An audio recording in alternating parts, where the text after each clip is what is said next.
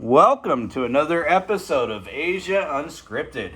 This is Jason, and today is Saturday, July 4th, 2020. Happy Independence Day to my fellow Americans. 244 years ago today, we broke free from England. July 4th is also Philippine American Friendship Day. So July 4th also means a little something here in the Philippines. There's not going to be any fireworks here. I know someone was asking in the groups about that. Even in the States, many cities, many towns have canceled their July 4th fireworks, which is a shame. But they don't want people, crowding together in one place. I think that, the fireworks should have gone on. People can watch from afar. In New York City, Macy's was putting on nightly fireworks shows for the last couple of days, but they wouldn't tell people where they were shooting fireworks off from. They were doing it from a different spot every night. They did that so people wouldn't gather and to watch the fireworks. So a couple hours ago, Mount Rushmore had a spectacular fireworks show. You guys don't know this, but for several summer seasons, I worked at Mount Rushmore. I worked for the concessionaire there called Xanterra. And I've done different positions there, everything from driving a shuttle van to being an HR assistant to doing security. I've done lots of things there over my 7 seasons that I worked there. I will always remember it. I met many friends from around the world. They brought in a lot of international workers over the years from the Philippines, from Thailand, Taiwan, Europe, Jamaica. It was really great to meet all of these different people, learn all about their cultures, and I'm still friends with many of these people today. Unfortunately, none of the Filipino Mount Rushmore workers live here in Cebu. Most of them live in Luzon. So if I go up to Luzon, I try to see who I can. So the last time Mount Rushmore had fireworks was in 2009. They got canceled because of environmental concerns.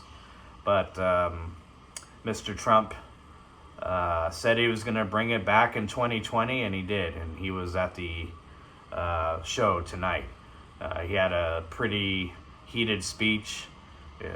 You guys can look it up online. I'm not going to go into that. This isn't a political channel, but you can find the fireworks online. You can find his speech online. Check it out. So here in Cebu City, why am I at home? Well, you're only supposed to be out if you're shopping, going to the pharmacy, the bank, etc. And I don't have any of that stuff to do today. So I'm just staying home like they want us to, and I'm doing this video from home. There's been a big controversy.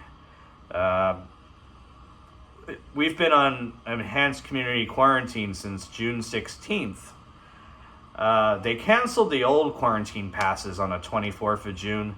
They issued new ones just in the last few days. The problem is, the mayor, he promised us 1 quarantine pass per household. So I should have gotten one. I'm a household. I'm me. But only 178,000 passes were produced for a city of 1 million. They used old data from the Department of Health to determine how many households there are in the city. Quite frankly, they don't know. They have no idea how many households are in the city. So what happened is, you see the towers in front of you? There's one to the left and one in the center. And the one I'm in, it's all part of the same condo complex. Well, all 3 buildings got a grand total of 30 passes. and only half of them can be used on any particular day. So that leaves 5 passes for the building on the left, 5 passes for the building in the center, and 5 for my building. So all those people, it's ridiculous. So it's first come, first serve. If there isn't a pass, you have to wait until someone comes back with one. You get 2 hours, I think, or 3 hours on a pass. I think 3 hours. And then you bring it back, someone else can go out and use it. So the city greatly underestimated the number of passes it needed. Some condo buildings in the city got 0 passes. Some subdivisions got 0 passes. Some subdivisions got 1 pass for, 80 houses, I heard. So it's ridiculous. Hopefully they'll take a look at it again and hand out some more passes. Nobody can go out on Sundays except essential workers. They're trying to stop the spread, but come on, guys, you know it and I know it. Nothing is stopping us. Look at the states. Even here, with all the quarantine, the cases are going up.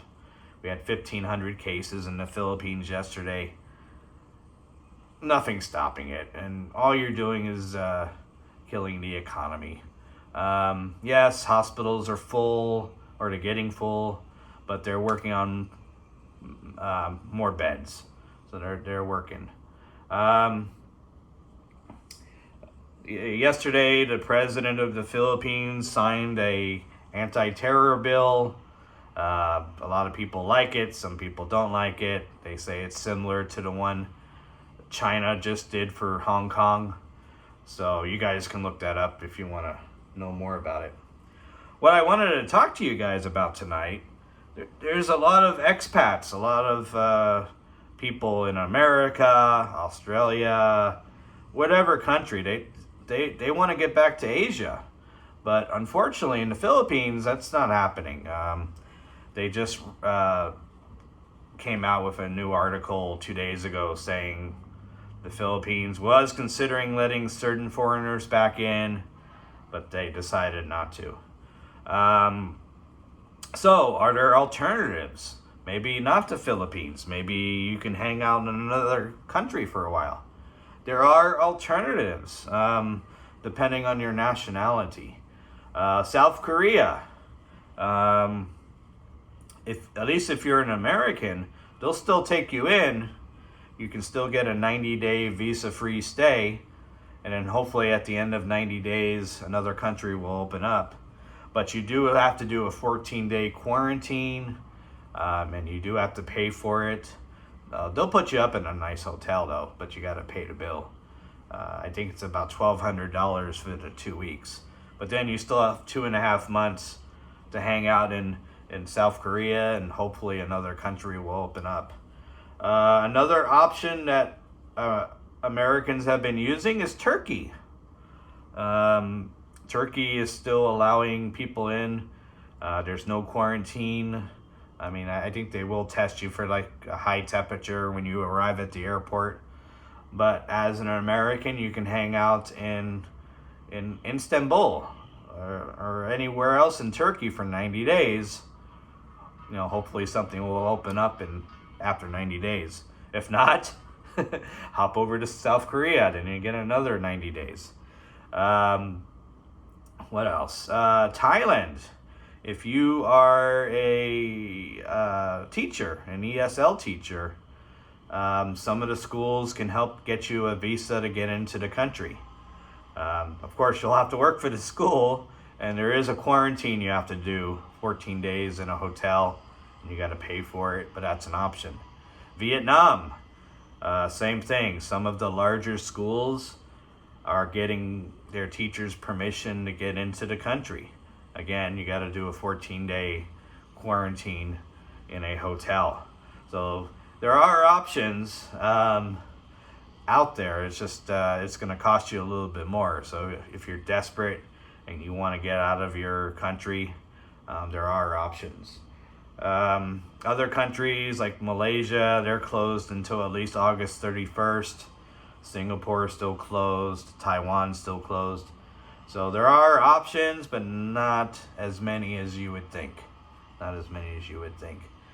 But, you know, for some of the foreigners here in Cebu City, I've been reading the online forums. A lot of them are getting frustrated and they're going back to their home countries. When they don't really need to. They don't really need to. You know, if they have the money, they can do all the things I just suggested.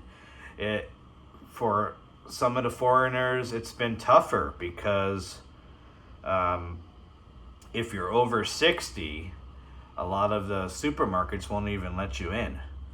There was at the start of this quarantine, they said if you were over 60 or under 21, you weren't allowed outside at all. Your curfew was 24 hours. Then the federal government let up on that a little bit.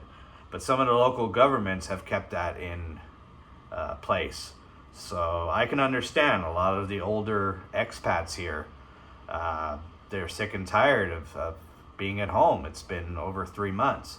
So some of them, I've been reading their stories. They've been having to get their medical certificates, medical clearances, travel clearances to go back to whatever country they're from.